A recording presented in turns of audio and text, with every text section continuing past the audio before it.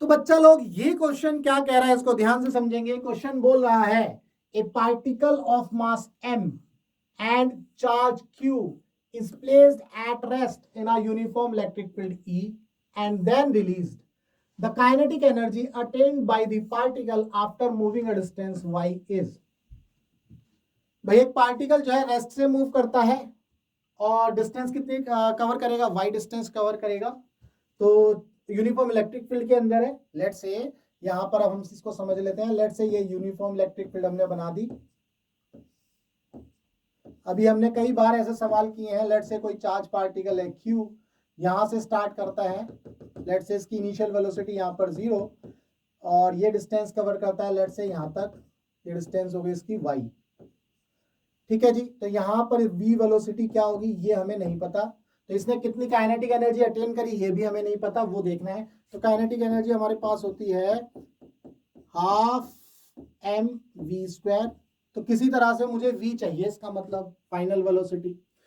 तो ये बेसिकली यहाँ पर काइनेटिक एनर्जी का जो है ना इस तरह से भी यूज कर सकते हैं, half mv² minus half mu², ऐसे भी यूज कर सकते हैं।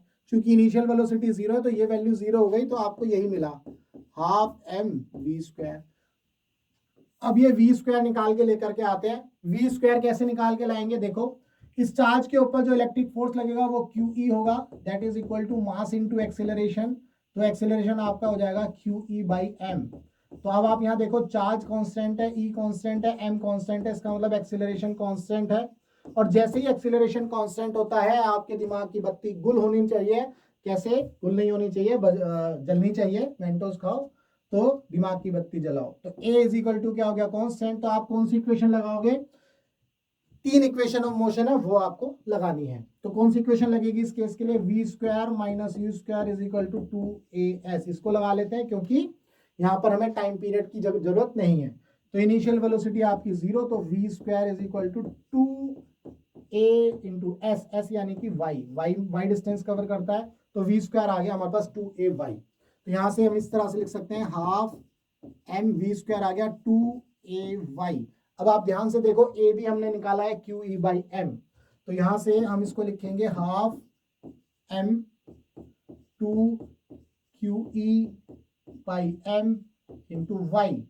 एक m से एक m उड़ जाएगा, 2 से आपका 2 उड़ जाएगा, तो आपके क्या क्या उड़ गए भाई, QE/y मिला आपको। बेसिकली क्या मिल गया, QE/y। यही आपकी काइनेटिक एनर्जी हो गई, QE/y, यानी कि फर्स्ट ऑप्शन आपको मिल गया। क्लियर है।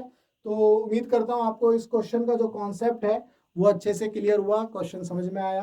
बेसिकली अगेन ये क्वेश्चन क्या था, चार्ज पार्टिकल जो है जब एक्सटर्नल फील्ड के अंदर रखा जाता है तो उसके ऊपर जो फोर्स लगता है QE, वो QE किसके इक्वल होता है, मास इनटू एक्सीलरेशन के। और यहाँ पर एक्सीलरेशन चूंकि कांस्टेंट हो जाता है तो हम 3 इक्वेशन ऑफ मोशन जो है वो यूज कर लेते हैं। अगर आपको क्वेश्चन का कॉन्सेप्ट समझ में आया तो वीडियो को लाइक करना और चैनल को सब्सक्राइब करना मत भूलना। मिलेंगे हम अपनी नेक्स्ट वीडियो में।